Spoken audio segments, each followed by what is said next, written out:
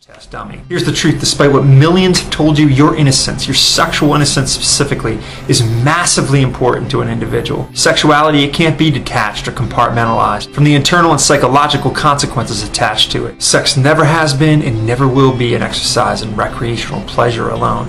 That's a lie. It smuggles in with it a Trojan horse, pardon the pun, of emotional, developmental, psychological, and yes, moral consequences. Although I believe the moral case for sex limited to the loving and committed confines of marriage has strong validity, a God-centered argument is hardly the only one available. When people hear the word abstinence or sexual purity, their Christophobia antennas spring up with knee-jerk fashion. Powerful propaganda outlets have succeeded at selling a generation a lie that a sexually patient and purposeful person is somehow freakish, pathetic, without options, or worse. In truth, to find such a person with enough self-worth, discipline of character to save their sexuality for their husband or their wife alone is almost certainly to have met a person with fortitude, character, wisdom, and well-roundedness. Because when you're 14 years old discovering your sexuality, it's much like when you're 2 years old discovering your first steps. Your ability to walk the distance from your couch to your parents' entertainment system no more readies you to run a marathon than puberty prepares you for the weight and seriousness of a sexual relationship. When I think about the crime committed against millions of young Americans by the shapers of ideas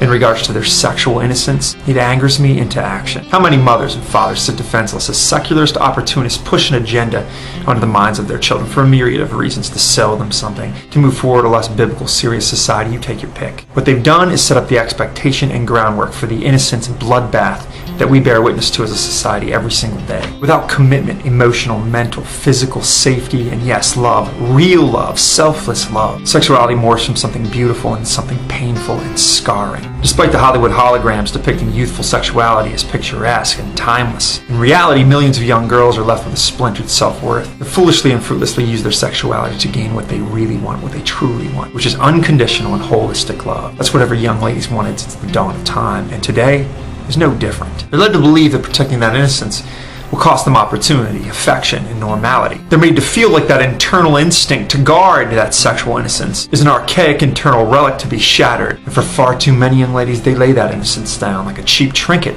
at the foot of a person who views it as such, largely because a wisdomless entertainment and education system has taught them to do just that. We have campaigns to end junk food in schools. We spend billions of dollars to make sure our youth don't smoke. We fight with zeal and passion against bullying. And yet most of us sit idly by while these same kids give of themselves something that they can never, ever get back: their innocence. Abstinence isn't silly. It's not odd or prudish, and above all, it doesn't make you freakish. It's something to be proud of.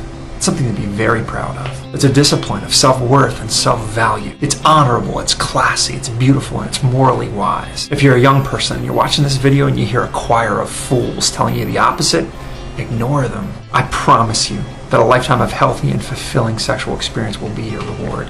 Thank you for listening.